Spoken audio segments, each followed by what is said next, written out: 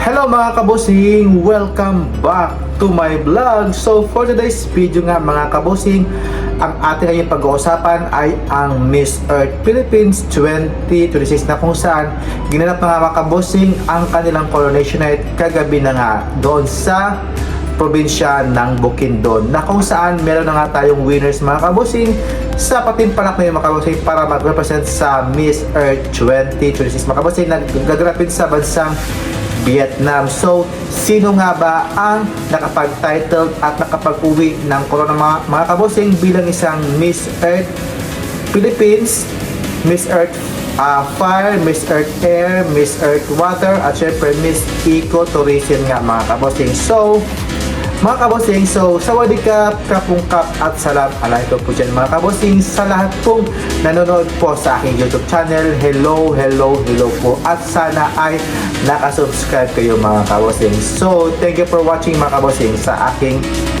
YouTube vlog mga kabosing. At syempre mga kabosing, no, yung kanilang production mga kabosing, no, mas bumanda na nga mga kabosing compare last year nga mga kabosing. Yung kanilang production, yung kanilang pa-live mga kabosing sa YouTube, sobrang ganda, very malinaw talaga mga kabosing yung kanilang features doon. At syempre yung mga candidates mga kabosing, no, sa kanilang production number, sa kanilang national nga doon, yung mga gawa ng Bukidnon people nga mga kabosing sa kanilang production number. At syempre yung kanilang stage maganda, mas pinalevel up mga kabosing, no, compare last year yung kanilang stage.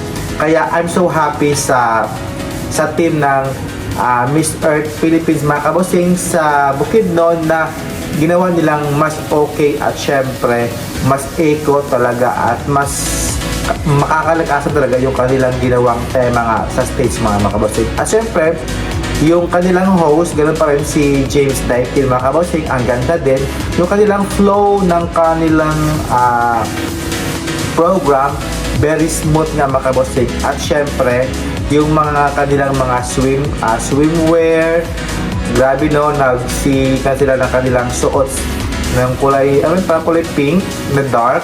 Maganda mga kabosing, lahat talaga ng mga nakapasok sa top 15 ay sobrang deserve nga ito mga kabosing. Kaya yung kanilang swimwear, yung kanilang paglakad para mga kabosing, binibigyan nila ng airtime yung mga bawat details ng mga galawan ng mga candidates sa swimsuit round nga mga kabosing. At syempre yung sa kanilang evening gown mga kabosing, no, nung tinawag yata yung top 12 mga kabosing, lahat naman talaga deserve na makapasok, pero top 12 talaga ang pinaglalabanan mga kabosing, no. Ang nakapasok ka dyan mga kabosing sa top 12, deserve din mga kabosing.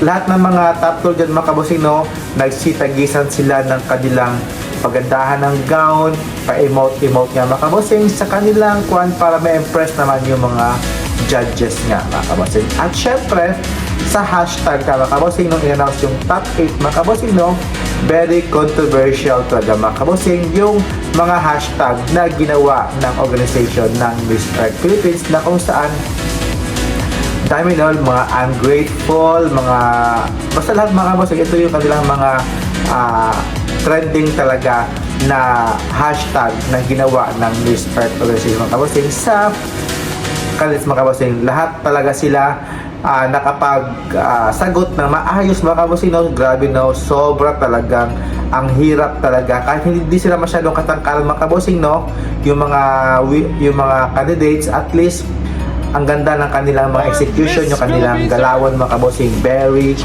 Miss Earth talaga. At syempre yung kanilang sagutan talaga, napakatalino talaga ng mga Miss Earth candidates mga kabosing. At syempre nung in-announce naman mga kabosing yung kanilang top 4 mga kabosing, no, grabe, well deserved na ito mga kabosing. At syempre yung inasahan kong makapasok sa top 4 na si Cebu ay naligwak na mga kabosing, kasi sa kanya sa sagutan mga kabosing na hindi talaga plakado mga kabosing si Cebu province, kasi at saka yung sumayon si Australia, yung Field of Community, hindi siya nakapasok mga kabosing.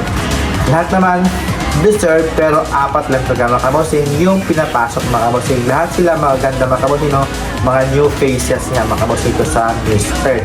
So, congratulations mga kabosing sa mga nanalo at syempre yung apat na ito nagsitagisa na kanilang Q&A, pero sino nga ba ang mas umangat mga kabosing at syempre sino nga ba ang nagustuhan ng mga judges mga kabosing. At syempre yung naging Miss Ecotourism nga mga kabosing is from Siyocom Zamboanga del Norte nga mga kabosing. So siya yung naging Miss Ecotourism, ayan. At ang tangka niya mga kabosing, no? At syempre yung nag-Miss Fire naman from Ago, La Union, na deserve naman talaga sa kanyang placement. At syempre yung nag-Miss Philippines Earth Water ay from Mandaluyong nga ito, Mandaluyong City. So okay na okay yung kanyang placement. So yung last two standing mga kabosing, no, lahat silang dalawa, yung last standing is maganda talaga mga kabosing. Yung gown ng nag-Miss Earth, yung nag-Miss Eco, Miss Earth Air Philippines mga kabosing from Tuanini Isabela nga mga kabosing. So siya nag first runner up sa Miss Earth Philippines mga kabosing. At syempre yung nanalo bilang Miss Earth Philippines 2026 from Ballesteros, Cagayan mga kabosing, na si Reyna Andrea de los Santos nga. So lahat talaga mga kabosing deserve, pero isa lang talaga ang mananalo bilang isang Miss Earth Philippines para mag-compete nga ito sa bansang Vietnam this coming November nga mga kabosing.